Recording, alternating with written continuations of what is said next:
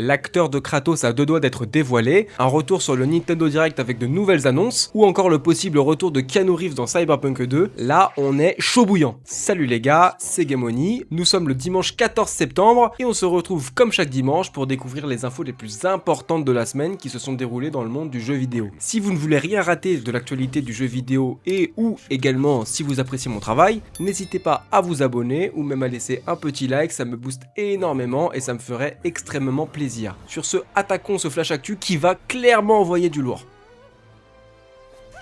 Allez, on attaque avec la première actu et on commence direct par ce que je considère comme la meilleure saga de jeux vidéo de tous les temps, j'ai nommé God of War. Et cette fois, on va parler plus précisément de sa série live action, annoncée depuis décembre 2022. Ouais, ça commence à faire un petit peu long, on a enfin eu plus de nouvelles. Et la première concerne l'acteur qui incarnera Kratos. Et là, je vous le dis, le choix s'annonce très cornélien. Donc d'après l'insider John Campea, Amazon serait en pleine phase de casting pour trouver celui qui incarnera notre chauve préféré. Et voici donc la liste des prétendants. On commence avec Winston Duke, vu notamment dans Black Panther, Joe Manganiello, connu pour avoir joué dans Magic Mike, Spider-Man ou prochainement Crocodile dans la série One Piece, Christopher Judge, évidemment celui qui incarne la voix de Kratos dans les deux derniers jeux, ou aussi connu pour avoir joué Teal'c dans Stargate SG-1 pour les anciens, Manu Bennett ayant joué dans Spartacus, Jason Momoa le GOAT, Khal Drogo, Aquaman, bref, vous connaissez le spécimen, Travis Fimmel, alias Ragnar Lodbrok dans Viking, pas mal, Olivier Richards, aperçu dans Reacher,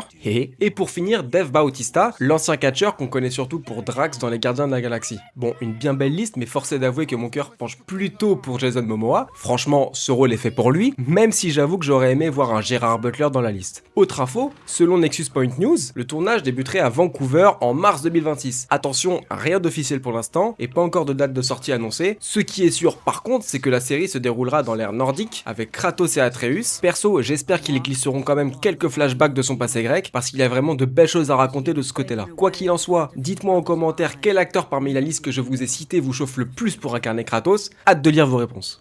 On va rester un peu dans le thème des acteurs. Rappelez-vous, Keanu Reeves, donc John Wick, Neo dans Matrix et bien sûr Johnny Silverhand dans Cyberpunk 2077, lors d'une interview accordée à IGN, il a annoncé qu'il adorerait reprendre son rôle de Johnny dans la suite de Cyberpunk. Il a même clairement dit « Si CD Projekt m'appelle, je suis partant ». Bon, en réalité tout dépend de CD Projekt et de ce qu'ils ont prévu de faire pour leur scénario, puis surtout qu'il y a plusieurs fins pour le premier opus, ce serait un peu compliqué je pense d'en faire une suite directe. Par contre, un épisode qui se déroule à l'époque de Johnny avant les événements de V, pourquoi pas? C'est pas officiel, mais perso je trouverais ça énorme. Et là, impossible de passer à côté de l'événement de la semaine, le tout premier vrai Nintendo Direct de l'ère Switch 2. C'était sympa, pas incroyable, mais sympa. On a enfin une date pour Metroid Prime 4, donc le 5 décembre 2025. Voilà, c'est concret, c'est posé, impeccable. Ensuite, grosse surprise, un nouveau film Mario, nommé Super Mario Galaxy, prévu pour avril 2026, avec tout le casting de retour. Oui, Chris Pratt en Mario, Jack Black en Bowser, on reprend les mêmes et on recommence. Bon, autre annonce cette fois-ci, c'est sur Pokémon, et là je vous le dis, c'est la douille de la semaine. Ils ont annoncé un DLC pour Pokémon Legends ZA, avec 2 méga évolutions pour Raichu, enfin bref, pourquoi pas. Mais les gars, le jeu n'est même pas encore sorti. Pour rappel, il sort en octobre et ils annoncent déjà un DLC payant. Non mais là c'est ouvertement du foutage de gueule, enfin je sais pas. Comment tu veux justifier ça sérieusement? C'est quand même gros, vous trouvez pas? Bon, à côté de ça, heureusement, il y a eu du lourd pour les annonces de jeux. Monster Hunter Stories 3, on a enfin une date pour mars 2026. Un nouveau Fire Emblem, Fortune's Wave, également pour 2026. Final Fantasy VII Remake sur Switch 2 dès janvier. Un tout nouveau Mario Tennis Fever qui débarque aussi. Et même Hades 2 qui lui sortira dès le 25 septembre sur Switch, Switch 2 et PC pour l'instant. Pas encore de date pour PlayStation et Xbox. Bref, un Nintendo Direct pas fou, mais pas nul non plus, faut pas abuser. Perso, je retiens surtout Metroid et le film Mario. Est-ce que je suis le seul à pas avoir tant kiffé que ça? Je pense pas.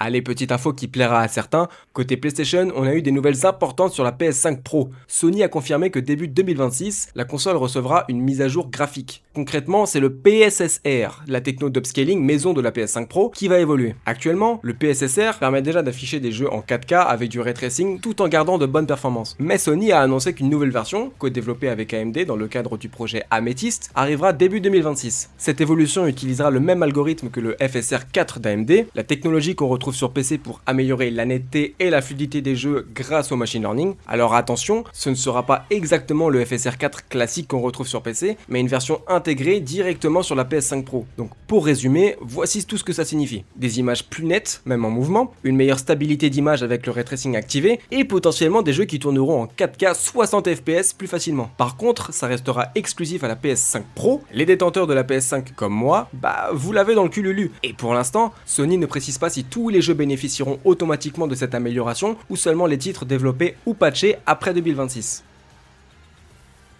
On reste dans le thème des consoles et c'est au tour d'Xbox. Mais préparez-vous, c'est assez surprenant. Il débarque dans votre voiture. Et oui, grâce à un partenariat entre Microsoft et LG, certaines voitures Kia équipées du système WebOS vont intégrer directement le Xbox Cloud Gaming. Les passagers pourront se caler sur l'écran de la bagnole, connecter une manette en Bluetooth et lancer un jeu du Game Pass en streaming. Donc pendant que ton padré ou ton pote conduira la voiture, toi tu pourras te lancer un petit Forza dans le plus grand des calmes. Bon, en vrai, il faudra surtout une très bonne connexion 5G parce que sinon on laisse tomber. Et bien sûr, c'est réservé aux passagers. C'est pas le conducteur qui va lancer son meilleur Indiana Jones sur l'autoroute. Perso, je trouve ça rigolo, même si en 5 minutes ça me donnerait envie de gerber, mais bon, certains seront sûrement ravis.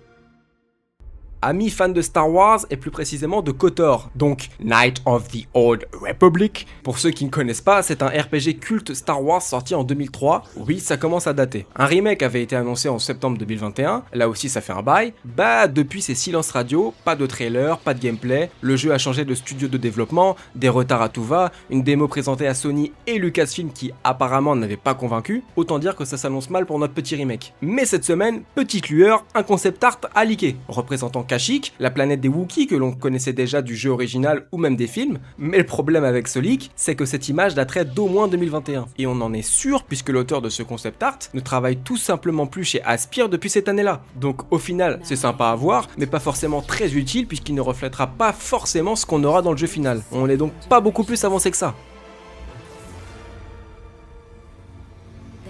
Et les autres petites infos en vif, côté Resident Evil, bonne nouvelle pour les fans, le remake de Code Veronica avancerait bien et devrait arriver plus tôt qu'on ne le pensait. Par contre, pas de Resident Evil 5 remake à l'horizon pour l'instant. Du côté du grand écran, le film BioShock a été confirmé comme étant basé sur le tout premier jeu. L'action se déroulera dans la mythique cité sous-marine de Rapture. En revanche, il faudra être patient, la sortie n'est pas attendue avant 2026 au minimum. On passe à Starfield, qui vient de fêter ses 2 ans, après son extension Shattered Space, sortie en 2024, Bethesda semble déjà teaser un nouveau DLC, de quoi prolonger encore un peu l'aventure dans l'espace. Pour les amateurs de JRPG, on a appris que Final Fantasy VII Rebirth sortira enfin en 2026 sur Xbox et Switch 2, après son exclusivité temporaire sur PlayStation. Et pour finir, les fans de Call of Duty seront sûrement contents, Black Ops 7 intégrera plusieurs cartes multijoueurs remasterisées de Black Ops 2, un joli clin d'œil nostalgique pour les vétérans de la licence. Voilà, c'était tout pour les actus de la semaine. Si vous avez aimé la vidéo, pensez à laisser un petit like. Et pour ne rien rater de l'actualité du jeu vidéo, n'hésitez pas à vous abonner, ça me motive énormément dans mon travail. Sur ce, passez un excellent dimanche, c'était Gamoni, bisous bisous.